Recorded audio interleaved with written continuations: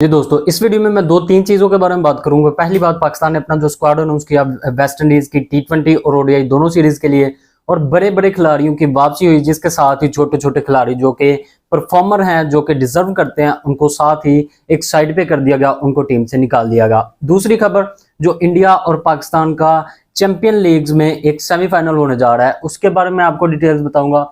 और एक दो और चवल हरकतें की गई हैं इंडिया की तरफ से, जिसमें एक पाकिस्तानी फैन को इंडिया वर्सेस इंग्लैंड के टेस्ट मैच से बाहर निकाल दिया गया, सिर्फ इस वजह से क्योंकि वो एक पाकिस्तान की जर्सी पहन के ग्राउंड में आया हुआ था। ये सारी चीजें मैं आपके साथ डिस्कस करूंगा आगे चल के इस वीडियो में। सबसे पहले शुरू करते हैं जो पाकिस्तान का स्क्वाड अनाउंस हुआ। पाकिस्तान ने अपना T20 और ओडीआई दोनों के लिए स्क्वाड अनाउंस किया। वेस्ट इंडीज की जो 3 मैच की T20 और 3 मैचेस की ओडीआई सीरीज होने वाली है, उसके लिए ओडीआई में बड़े बड़े प्लेयर्स की वापसी हुई। इसी के साथ T20 में भी बड़े प्लेयर्स की वापसी होगी, जैसे शाहीन वापस आ गया, हारिस रऊफ वापस आ गया। दो मतलब उनको परफॉर्मेंस वाइज बड़े कह सकते हैं, लेकिन वैसे वो जूनियर थे। एक सलमान मिर्जा और दूसरा मोहम्मद अब्बास अफरीदी।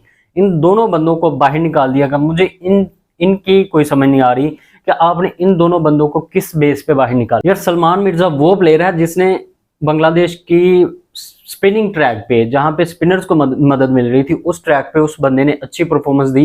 पूरी सीरीज में वो प्लेयर ऑफ द सीरीज बन सकता था अगर पाकिस्तान दूसरा या पहला T20 मैच जीता होता। उस बंदे को आपने उठा के बाहर फेंक दी। दूसरी तरफ अब्बास अफरीदी, उस बेचारे का क्या कसूर है, जिसने आप देखें दूसरे T20 मैच में जहां पे किसी बॉलर को हमारे विकेट नहीं थी मिल रही सलमान मिर्जा के अलावा, वहां पे अब्बास अफरीदी वो वाहिद बॉलर था जिसने आके एंड पे एक विकेट उड़ाई। चाहे वो मैच हम हार गए थे, लेकिन इन दोनों बंदों को आप वेस्ट इंडीज में लेके जाते, इनका जाना बनता था, क्योंकि ये आपकी एक एशिया कप, एक वर्ल्ड कप, इतने बड़े हमारे जो आगे आने वाले टूर्नामेंट है उनका एक हिस्सा हो सकते हैं, क्योंकि ये बंदे डिजर्व करते हैं। अगर आप इनकी जगह शाहीन को लेके आए, शाहीन का आना ठीक है, लेकिन वो बंदा अनफिट है। आपको उसकी ये चीज नोट करनी पड़ेगी। जब वो आएगा, खेलेगा, आपको उसको ये चीज नजर आ जाएगी। पाकिस्तान में परफॉर्म करने का यही मसला होता है। जब आप बड़े स्टेज पे या किसी सीरीज में परफॉर्म कर देते हैं, तो तब लोग आपको पीछे हटा देते हैं कि ये हमारी जगह ले लेगा। जैसे अब शाहीन, हारिस रऊफ और ऐसे बॉलर्स को एक टेंशन पड़ गई है कि अगर ये बॉलर्स आके परफॉर्म कर दें, जैसे उन्होंने किया भी, तो उनको साइड पे कर दिया गया ना। मतलब यही चलता है। पाकिस्तान में एवरेज हैं आप, तो तब आप ठीक रहेंगे। अगर आप मतलब आपने कुछ एक्स्ट्रा ऑर्डिनरी परफॉर्मेंस दे दी, तो तब आपको बाहर निकाल दिया जाएगा, क्योंकि आपकी परफॉर्मेंस की वजह से उन प्लेयर्स की जगह नहीं बन रही जो कि यहाँ पे पक्के होना जा रहे हैं, जिनकी पहले ही उस जगह पे एक सीट बुक है। अब जैसे शादाब खान की जगह पे मोहम्मद नवाज आया हुआ है। जब शादाब खान फिट होके आ जाएगा टीम में, तो तब आप देखेंगे मोहम्मद नवाज सुकून से अपनी साइड से चला जाएगा। वो कोई इतनी एक्स्ट्रा ऑर्डिनरी उसने परफॉर्मेंसेज नहीं थी दी। उस बंदे को दोबारा उस स्क्वाड में डाल लिया गया जो वेस्ट इंडीज के खिलाफ खेला जा रहा है। ये सिर्फ एक सीट माल के बैठा हुआ, मतलब आप ऐसा कह सकते हैं, जब आपका कोई दोस्त बस में बैठा होता है या कहीं भी, तो आप उसको कहते हैं कि ये मेरी सीट रख लेना, यहाँ पे कोई और बंदा ना आके बैठे। वो उसी एक पॉइंट ऑफ व्यू से बैठा हुआ है टीम में। जब शादाब आ जाएगा, नवाज की छुट्टी हो जाएगी, वो सिर्फ उसकी वजह से बैठा हुआ है। उसके अलावा उसकी कोई परफॉर्मेंसेज नहीं है, कोई उसने ऐसा कोई कारनामा नहीं कर दिया कि जिस वजह से वो टीम में वापस आना चाहिए था। इवन उसकी जगह हमारे पास और कई ऑलराउंडर्स हैं जिनको हम मौका नहीं दे रहे। मेहरान मुमताज जैसे स्पिनर जो कि टीम में आना डिजर्व करते हैं, लेकिन उनको हमने पीछे किया हुआ है। जो पता नहीं अरसा बाद खेल रहे हैं, जिन्होंने कोई ऐसी परफॉर्मेंस भी नहीं दी, उनको हम दोबारा से टीम में लेके आ रहे हैं।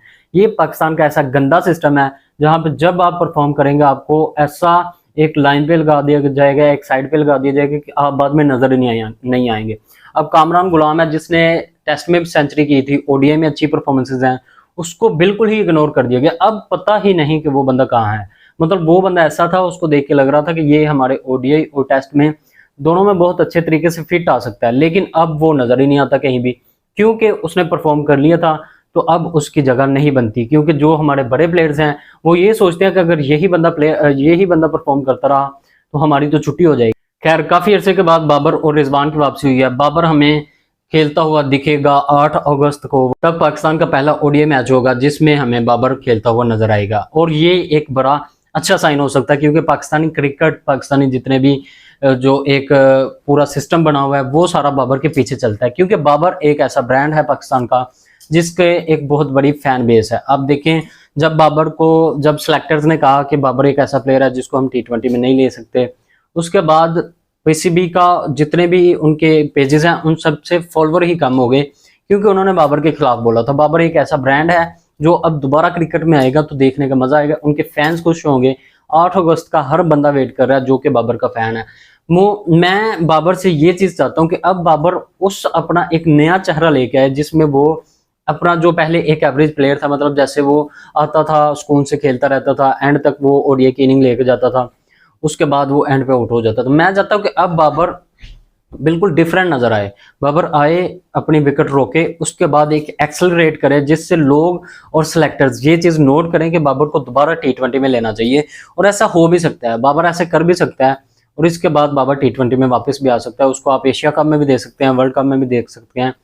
अगर वर्ल्ड कप या एशिया कप में आप बाबर को नहीं लेके जाते तो ये एक बहुत तगड़ा एक डिसीजन होगा। मुझे लगता है कि ये एक दलेराना डिसीजन होगा जो भी बंदा ये डिसीजन करेगा, क्योंकि बाबर एक ऐसा प्लेयर है जिसके बगैर आप टीम नहीं सोच सकते। अब हमारी टीम एक ट्रिकी कंडीशंस में गई, वहां पे आप देखें वो बिल्कुल ही बिखर गए, बांग्लादेश से आप सीरीज हार गए, वो भी 2-1 से। खैर ये था स्क्वाड का रोला। दूसरा रोला एक नया खुला हुआ है, वो है कि इंडिया और पाकिस्तान का सेमीफाइनल होगा वर्ल्ड चैंपियंस लीग में। वहां पे मुझे नहीं समझ आ रही इंडिया सेमीफाइनल में कैसे चला गया। 1 पॉइंट तो उनको वो मिला था जब वो पाकिस्तान से मैच खेलने के लिए उन्होंने इनकार किया, और 1 पॉइंट पाकिस्तान को मिल गया, 1 उनको मिल गया। मुकम्मल तौर पे नाइंसाफी है। जब एक टीम कह देती है कि हमने पाकिस्तान के खिलाफ या किसी भी टीम के खिलाफ मैच नहीं खेलना, तो तब उस टीम के दूसरी टीम को पॉइंट्स मिल जाते हैं। दोनों के दोनों पॉइंट उस टीम के होते हैं जो कि मैच खेलना चाह रही होती है। अब यहाँ पे सरासर नजर आ रहा था, शेखर धवन ने कहा, उसके अलावा इनके बज्जी और यूसुफ पठान जितने भी हैं, मतलब जो भी हैं, उन सब ने यही कहा कि हम पाकिस्तान के खिलाफ नहीं खेलेंगे। तो यहाँ पे सीधे सीधे 2 पॉइंट्स पाकिस्तान को देने चाहिए थे, लेकिन इन्होंने 1-1 पॉइंट दोनों में तकसीम कर दिए, जो कि गलत की। इंडिया को 1 पॉइंट वो वाला मिला, दूसरा उन्होंने वेस्ट इंडीज को 1 मैच हरा दिया। 3 पॉइंट्स के साथ इंडिया सेमीफाइनल में चला गया। ये बात भी मुझे नहीं समझ आ रही कि ऐसा कौन सा फॉर्मेट बना हुआ है इस चैंपियन लीग का, जहां पे आप सिर्फ 1 मैच जीत रहे हैं और सेमीफाइनल में जा रहे हैं। खैर वो सबसे एंड पे है, पाकिस्तान सबसे ऊपर है। पाकिस्तान ने जितने भी मैचेस खेले सारे के सारे जीते हुए हैं। अब पाकिस्तान का सबसे नीचे वाली टीम मतलब इंडिया के साथ मैच होगा सेमीफाइनल। अब मुझे बताएं, यहाँ से आप इनकार करके आप कहाँ जाएंगे? आप क्या ये कह सकते हैं कि हम पाकिस्तान के साथ सेमीफाइनल नहीं खेलेंगे? क्या आप इससे पुल आउट कर सकते हैं? फिर तो मतलब सीधा सीधा यही होगा कि पाकिस्तान फाइनल में चला जाएगा, इंडिया हार गया या इंडिया डर के भाग गया, ये 1 पॉइंट हो सकता है। लेकिन मुझे लगता है यहाँ पे भी वो नए कट्टे खोल देंगे, जैसे मतलब वो कह देंगे कि हमने दूसरा सेमीफाइनल खेलना, मतलब दूसरी टीम के साथ, और पाकिस्तान का आप उस टीम के साथ करवा दें। ये कुछ ना कुछ मतलब इंडिया से आप कोई भी गंदी हरकत, कोई भी बेहुदा या फिर कुछ भी शौकी या ओछी हरकतें आप उनसे एक्सपेक्ट कर सकते हैं। वो कुछ भी कर सकते हैं इस मामलात में। अब देखिए इंडिया और इंग्लैंड का मैच चल रहा था, उसमें एक पाकिस्तानी फैन पाकिस्तानी जर्सी पहन के आ गया और उसको सिक्योरिटी गार्ड ने निकाल दिया। वो कह रहा है कि बाहर निकलो क्योंकि तुम पाकिस्तानी जर्सी पहन के आए हो, या फिर इसको कवर कर लो। अब ये सारी चीजें इनको कौन ऑर्डर दे रहा है कि आपने पाकिस्तानी जर्सी वाला कोई भी बंदा अंदर नहीं आने दे रहा? आपको सब नजर आ रहा है कि किस हद तक ये गिरी हुई हरकतें कर रहे हैं। खैर ये थी आज की कुछ खबरें। आपका इन सब के बारे में क्या ख्याल है? कमेंट करके जरूर बताइएगा। मिलते हैं अगली वीडियो में, तब तक के लिए अपना ख्याल रखिएगा। अल्लाह हाफ़िज़।